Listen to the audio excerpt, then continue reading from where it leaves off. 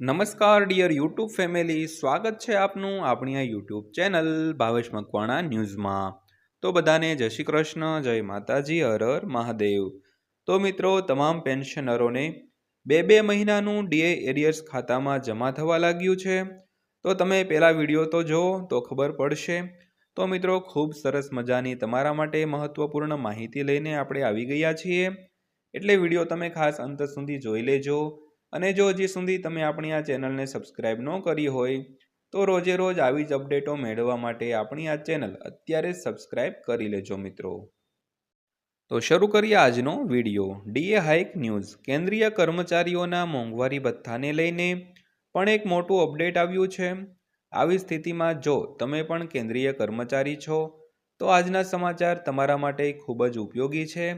આજે અમે તમને જણાવવા જઈ રહ્યા છીએ કે કેન્દ્રીય કર્મચારીઓના પગાર અને મોંઘવારી ભથ્થામાં વધારા પછી તેમના પગારમાં આટલો વધારો થશે। તો 8મા પગાર પંચને લઈને ઘણા દિવસોથી ચર્ચાઓ ચાલી રહી છે। તો તમને જણાવી દઈએ કે 8મા પગાર પંચની મંજૂરી બાદ સરકારી કર્મચારીઓને ટૂંક સમયમાં બીજા સારા સમાચાર મળી શકે છે। તેમના મોંઘવારી ભથ્થામાં વધારો ટૂંક સમયમાં જાહેર થઈ શકે છે।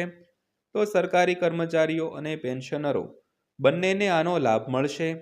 તો ચાલો જાણીએ કે ડીએ એટલે કે મોંઘવારી ભથ્થાની ગણતરી કેવી રીતે કરવામાં આવે છે, તેની જાહેરાત ક્યારે થઈ શકે છે અને કર્મચારીઓને તેનાથી કેટલો ફાયદો થવાનો છે।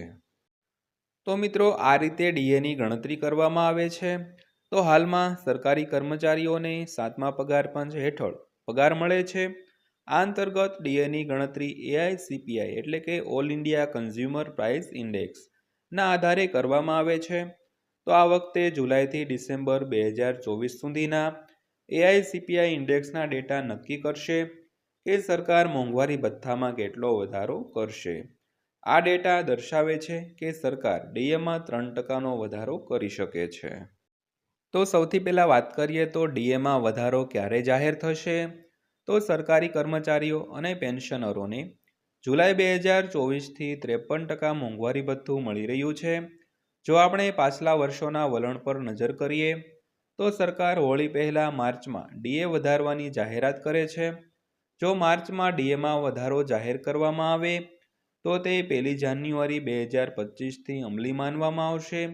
આનો અર્થ એ થયો કે સરકારી કર્મચારીઓ અને પેન્શનરોને બાકીની રકમ સાથે 2 મહિનાનું ડીએ એરિયર્સ પણ મળશે મિત્રો। તો પગારમાં કેટલો વધારો થશે તેની વાત કરીએ તો ડીએમાં વધારા પછી સરકારી કર્મચારીઓના પગાર એટલો વધશે તે તેના વર્તમાન પગાર પર આધાર રાખે છે। તો સરકાર ડીએ 53%થી વધારીને 56% કરી શકે છે। આનો અર્થ એ થયો કે કર્મચારીઓના મોંઘવારી ભથ્થામાં 3% વધુ ઉમેરવામાં આવશે।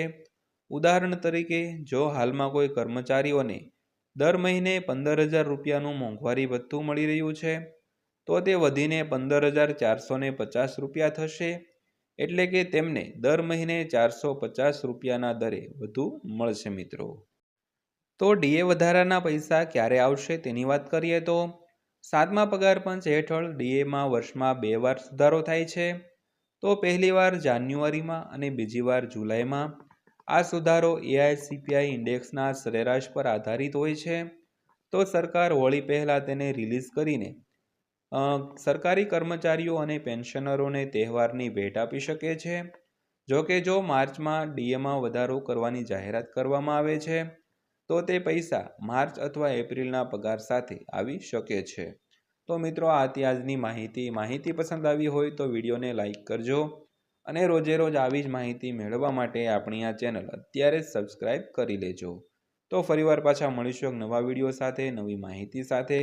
ત્યાં સુધી સૌને જય હિન્દ, વંદે માતરમ।